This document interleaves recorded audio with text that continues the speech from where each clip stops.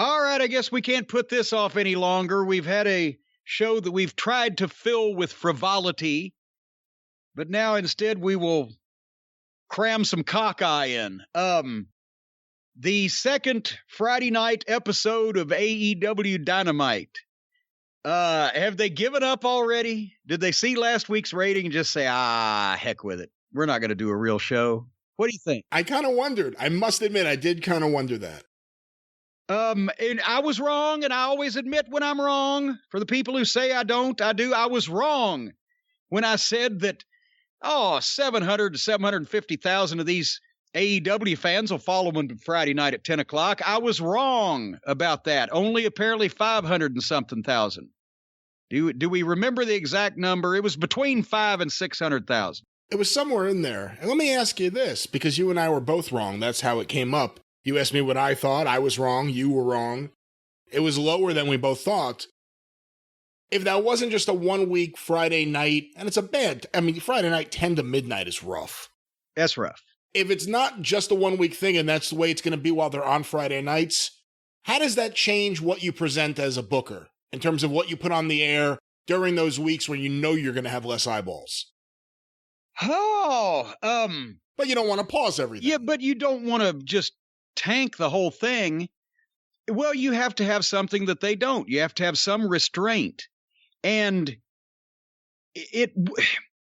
you don't, if you've got pay-per-views or you've got house shows coming up, which they did have a pay-per-view after the first one. They don't, have house shows coming up in the immediate future.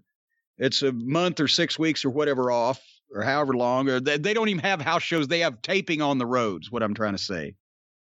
But if they're going to be stuck in this time slot for a while, it could potentially impact that. But if you've got a pay-per-view or a big event that you're selling, you got to go ahead and go for it on your go-home show. Do whatever you can do, and you're just handicapped because you're in a non-traditional time slot. And that's one of the first things that Christine Jarrett ever taught me about the wrestling business. If you change the night of your house show, if you run weekly shows in every town and you change the night, that usually hurts, and especially if your TV time gets changed. Preempted is death, but changed is bad because this was her quote, wrestling fans are creatures of habit. And of course, that was back before VCRs and DVRs and all the other initials where you only got one chance to watch something and that was it forever. But it still holds true in that when you're in the habit of doing something at a specific time on a specific day and it changes, well, then you can't just rearrange your whole life. Some people can, some people don't. So it's going to hurt.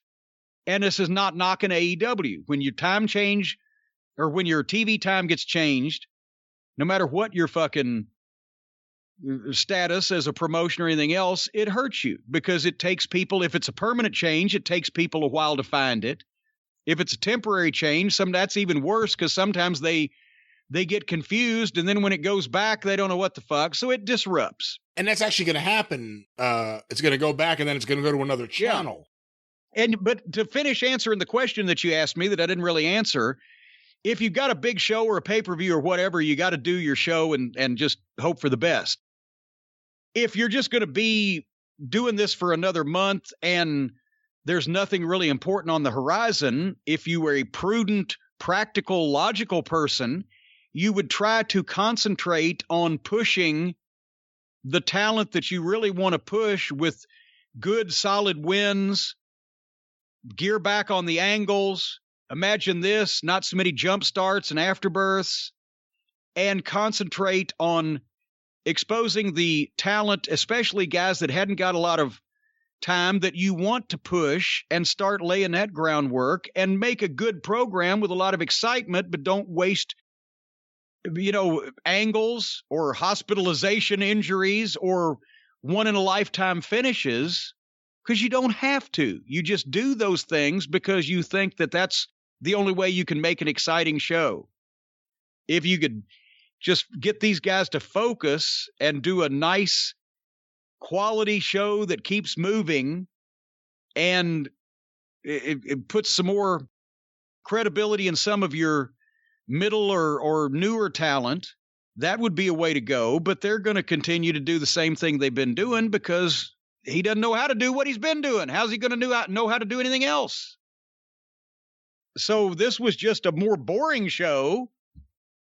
And the guys didn't have a lot of oomph to them, but they still did just as many attacks, potential deaths, jump starts, afterbursts, and screwy finishes as they always do. There was just less life to it. So I don't know. But I would have thought that if these AEW fans are really serious in believing that Kenny Olivier is the greatest wrestler in the world and the Cucamonga Kids are the greatest tag team in the world and this program is watchable, I would have thought that they would have transferred over to Friday night because at this point, you can't run these people off with a fucking club. But anyway,